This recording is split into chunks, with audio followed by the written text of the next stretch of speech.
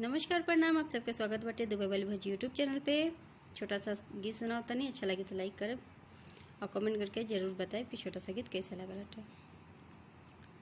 का जाने का हो गइल बाटे यार, सर से चुनरिया सर केला, अखिया मिलावे में लागे ललान, धक से करे जवा धड़केला, मन में मिलनवा के चाहत जगा के, झूठे प्रीतिया के सपना देखा के, दिलवा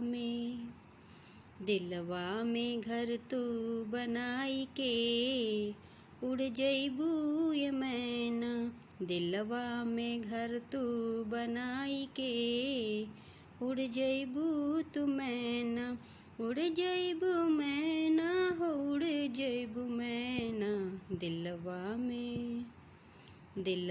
में घर तू बनाई के, उड़ जइबू ये मैना, नैया के रंगवा चढ़ाई के, उड़ जइबू ये मैना।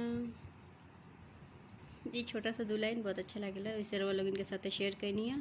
और सॉन्ग अच्छा लगे तो लाइक करब, सब्सक्राइब करब और कमेंट करके ज़रूर बताइए कि छोटा सा संगीत कैसे लगा लटे।